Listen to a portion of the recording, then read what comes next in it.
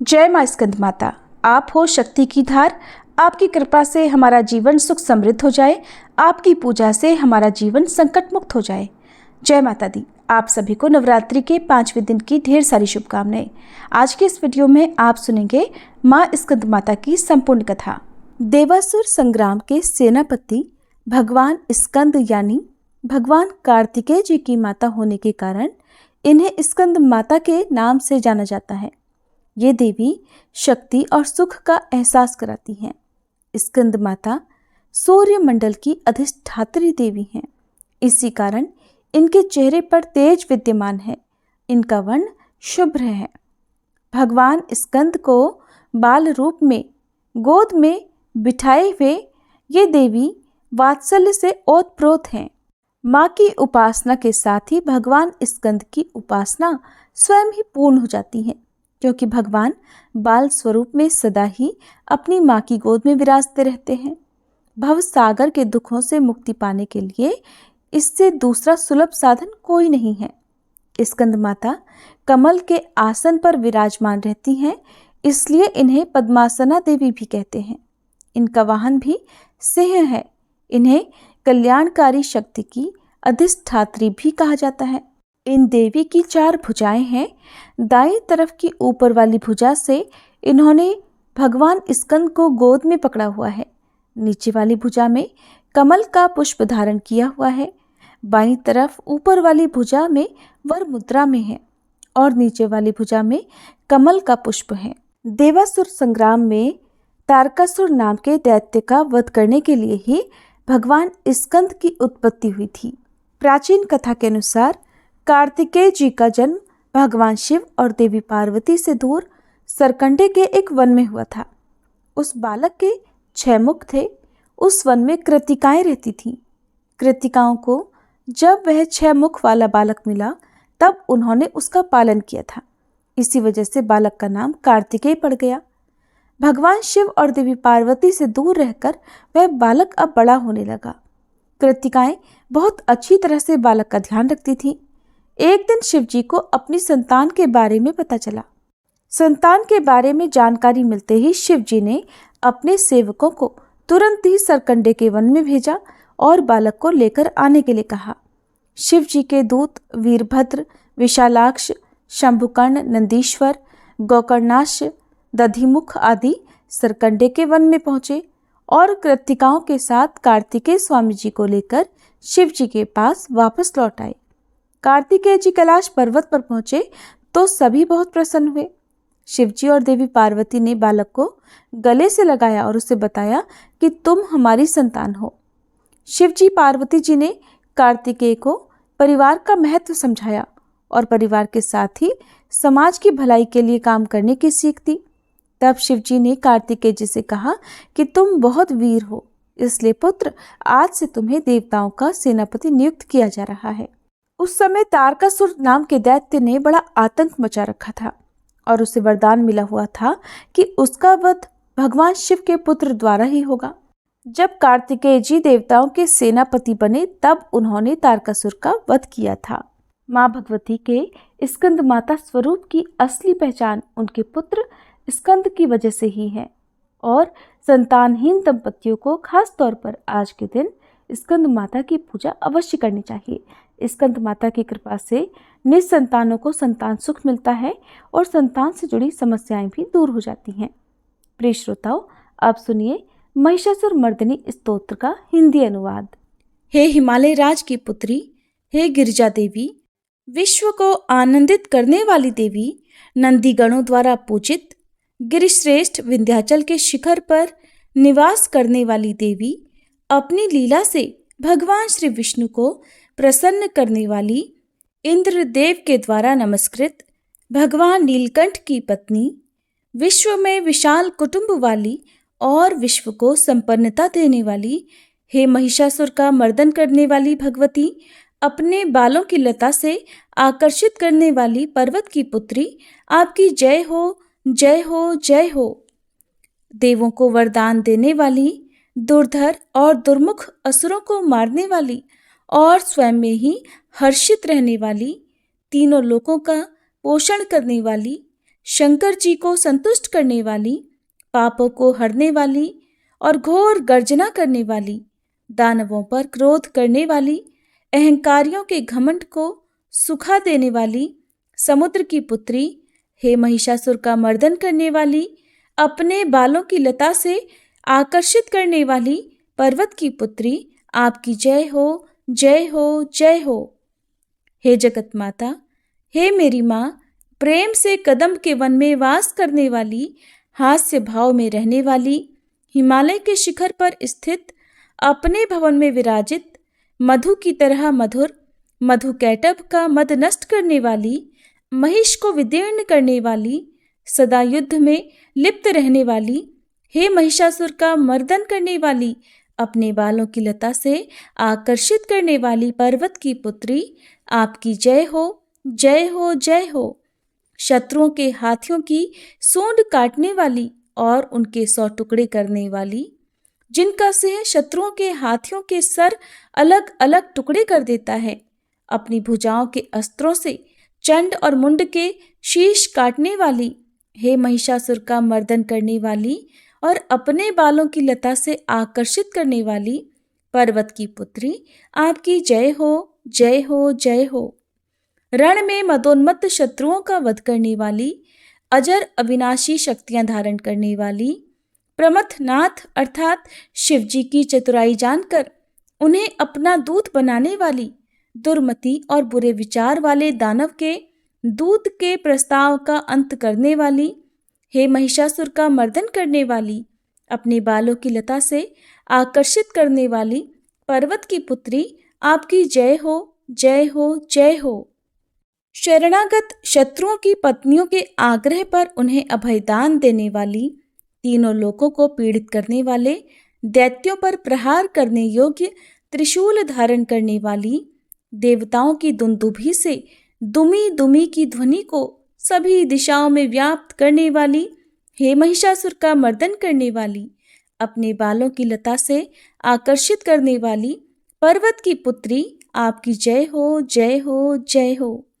मात्र अपनी हुंकार से धूम्र लोचन राक्षस को धूम्र अर्थात धुएं के समान भस्म करने वाली, युद्ध में कुपित रक्तबीज के रक्त से उत्पन्न अन्य रक्त बीजों का रक्त पीने वाली, शुंभ और निशुंभ दैत्यों की बलि से शिवजी और भूत प्रेतों को तृप्त करने वाली, हे महिषासुर का मर्दन करने वाली, अपने बालों की लता से आकर्षित करने वाली पर्वत की पुत्री, आपकी जय हो, जय हो, जय हो। युद्ध भूमि में जिनके हाथों के कंगन धनुष के समान चमकते हैं, जिनके सोने के तीर शत्रुओं को विदीर्ण करके लाल हो जाते हैं और उनकी चीखें निकालते हैं, चारों प्रकार की सेनाओं, हाथी, घोड़ा, पैदल, रथ का संहार करने वाली, अनेक प्रकार की ध्वनि करने वाले, बटुकों को उत्पन्न करने वाली, हे महिषासुर का मर्दन करने वाली, अपने बालों की लता से आकर्षित करने वाली पर्वत की पुत्री, आपकी जय हो, जय हो, जय हो। देवांगनाओं के तत था थेई थेई आदि शब्दों से युक्त भावमय नृत्य में मग्न रहने वाली, कु कुथ अड्डी विभिन्न प्रकार की मात्राओं वाले ताल वाले स्वर्गीय गीतों को सुनने में लीन, मृदंग की धू धुकुट धीमी धीमी आदि गंभीर ध्वनि सुनने में लिप्त रहने वाली, हे महिषासुर का मर्दन करने वाली, अपने बालों की लता से आकर्षित करने वाली पर्वत की पुत्री, आपकी जय हो, जय हो, जय हो। जय जयकार करने और स्तुति करने वाले, समस्त विश्व के द्वारा नमस्कृत, अपने नुपुर के झंझन और झिमझिम शब्दों से भूतपति महादेव को मोहित करने वाली, नटी नटों के नायक अर्धनारीश्वर के नृत्य से सुशोभित नाट्य में तल्लीन रहने वाली, हे महिषासुर का मर्दन करने वाली, अपने बालों की लता से आकर्षित करने वाली पर्वत की पुत्री, आपकी जय हो, जय हो, जय हो।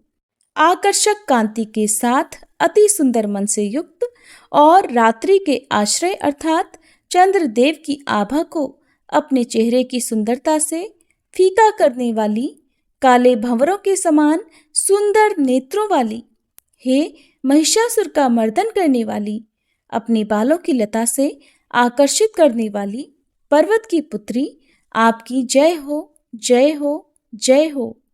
महायोद्धाओं से युद्ध में चमेली के पुष्पों की तरह कोमल स्त्रियों के साथ रहने वाली तथा चमेली की लताओं की तरह कोमल भील स्त्रियों से जो झिंगुरों के झुंड की तरह घिरी हुई हैं, चेहरे पर उल्लास से उत्पन्न उषा काल के सूर्य और खिले हुए लाल पुष्प के समान मुस्कान वाली, हे महिषासुर का मर्दन करने वाली, अपने बालों की लता से आकर्षित करने वाली पर्वत की पुत्री, आपकी जय हो, जय हो, जय हो। जिसके कानों से लगातार मत बहता रहता है, उस हाथी के समान उत्तेजित, हे गजेश्वरी, तीनों लोकों के आभूषण, रूप, सौंदर्य, शक्ति और कलाओं से सुशोभित, हे राजपुत्री, सुंदर मुस्कान वाली स्त्रियों को पाने के लिए मन में मोह उत्पन्न करने वाली मनमथ की पुत्री के समान, हे महिषासुर का मर्दन करने वाली, अपने बालों की लता से आकर्षित करने वाली पर्वत की पुत्री, आपकी जय हो, जय हो, जय हो। जिनका कमलदल के समान कोमल, स्वच्छ और कांति से युक्त मस्तक है, हंसों के समान जिनकी चाल है, जिनसे सभी कलाओं का उद्भव हुआ है, जिनके बालों में भंवरों से घिरे कुमुदनी के पुष्प और बकुल पुष्प सुशोभित हैं, उन महिषासुर का मर्दन करने वाली, अपने बालों की लता से आकर्षित करने वाली पर्वत की पुत्री, जय हो, जय हो, जय हो। जिनके हाथों की मुरली से बहने वाली ध्वनि से कोयल की आवाज भी लज्जित हो जाती है, जो खिले हुए फूलों से रंगीन पर्वतों से विचरती हुई पुलिंद जनजाति की स्त्रियों के साथ मनोहर गीत गाती हैं, जो सद्गुणों से संपन्न शबरी जाति की स्त्रियों के साथ खेलती हैं, उन महिषासुर का मर्दन करने वाली, अपने बालों की लता से आकर्षित करने वाली पर्वत की पुत्री, आपकी जय हो, जय हो, जय हो। जिनकी चमक से चंद्रमा की रोशनी फीकी पड़ जाए, ऐसे सुंदर रेशम के वस्त्रों से जिनकी कमर सुशोभित है, देवताओं और असुरों के सर झुकने पर उनके मुकुट की मणियों से जिनके पैरों के नाखून चंद्रमा की तरह दमकते हैं, और जैसे सोने के पर्वतों पर विजय पाकर कोई हाथी मदोन्मत्त हो जाता है, वैसे ही देवी के उरोज कलश की तरह प्रतीत होते हैं। ऐसी हे महिषासुर का मर्दन करने वाली, अपने बालों की लता से आकर्षित करने वाली पर्वत की पुत्री, आपकी जय हो, जय हो, जय हो। सहस्त्रों दैत्यों के सहस्त्रों हाथों से सहस्त्रों युद्ध जीतने वाली और सहस्त्रों हाथों से पूजित सुर तारक उत्पन्न करने वाली, उसका तारकासुर के साथ युद्ध कराने वाली, राजा सुरथ और समाधि नामक वैश्य की भक्ति से समान रूप से संतुष्ट होने वाली, हे महिषासुर का मर्दन करने वाली, बालों की लता से आकर्षित करने वाली पर्वत की पुत्री, आपकी जय हो, जय हो, जय हो। जो भी आपके दयामय पद कमलों की सेवा करता है, हे कमले, वह व्यक्ति कमल निवास कैसे न बने। हे शिवे, आपके पद कमल ही परम पद हैं, उनका ध्यान करने पर भी परम पद में कैसे नहीं पाऊंगा। हे महिषासुर का मर्दन करने वाली, बालों की लता से आकर्षित करने वाली पर्वत की पुत्री, आपकी जय हो, जय हो, जय हो। सोने के समान चमकते हुए नदी के जल से जो आपके रंग भवन में छिड़काव करेगा, वो इंद्राणी के वक्ष से आलिंगित होने वाले इंद्र के समान सुखानुभूति को क्यों नहीं पाएगा। हे वाणी, हे महासरस्वते, आप में मांगल्य का निवास है, मैं आपके चरणों की शरण लेता हूँ। हे महिषासुर का मर्दन करने वाली, बालों की लता से आकर्षित करने वाली पर्वत की पुत्री, आपकी जय हो, जय हो, जय हो। आपका निर्मल चंद्र समान मुख चंद्रमा का निवास है, जो सभी अशुद्धियों को दूर कर देता है। नहीं तो क्यों मेरा मन इंद्रपुरी की सुंदर स्त्रियों से विमुख हो गया है।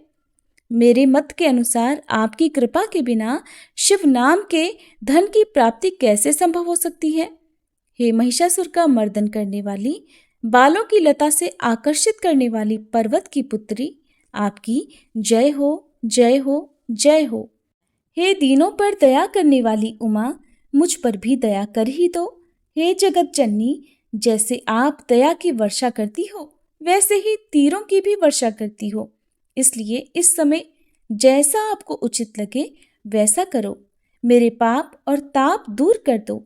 हे महिषासुर का मर्दन करने वाली, बालों की लता से आकर्षित करने वाली पर्वत की पुत्री, आपकी जय हो, जय हो, जय हो। प्रिय भक्तजनों, अब हम सभी मिलकर माता रानी से क्षमा याचना करते हैं, ताकि हमारे द्वारा हुई किसी भी गलती के लिए माता रानी हमें क्षमा कर सके। हे परमेश्वरी, मेरे द्वारा रात दिन सहस्त्रों अपराध होते रहे हैं, अतः आप मुझे अपनी सेवक समझकर कृपा पूर्वक मेरे उन अपराधों को क्षमा करो। न तो मैं आह्वान करना ही जानती हूँ, न विसर्जन करना ही जानती हूँ, और न पूजा ही करना जानती हूँ। हे परमेश्वरी, मुझे क्षमा करो। हे सुरेश्वरी, मैंने जो मंत्रहीन, क्रियाहीन और भक्तिहीन पूजन किया है, वह सब आपकी दया से पूर्ण हो। सैकड़ों अपराध करके भी भक्त आपकी शरण में आकर केवल जगदम्ब कहकर ही मोक्ष को प्राप्त करते हैं, जिसे ब्रह्मादि देवगण भी पाने में असमर्थ होते हैं। हे जगदम्बिके, मैं अपराधी हूँ, किंतु आपकी शरण में आई हूँ, अतः इस समय मैं दया की पात्र हूँ। आप जैसा चाहो वैसा करो। अज्ञानवश या बुद्धि भ्रम होने के कारण भूल से मैंने जो कुछ भी कम या अधिक कर दिया हो, हे देवी, हे परमेश्वरी, सब अपराध क्षमा करो और प्रसन्न हो। हे जगन्माता, हे कामेश्वरी, सच्चिदानंद स्वरूपिणी परमेश्वरी, आप प्रेम पूर्वक मेरी यह पूजा स्वीकार करो और मुझ पर प्रसन्न हो। आप गुप्त से भी गुप्त वस्तु की रक्षा करने वाली हो। आप मेरे किए हुए इस जप को ग्रहण करके मेरे सभी अपराधों को क्षमा करो। हे देवी, हे महेश्वरी, आपकी कृपा से मुझे सिद्धि की प्राप्ति हो।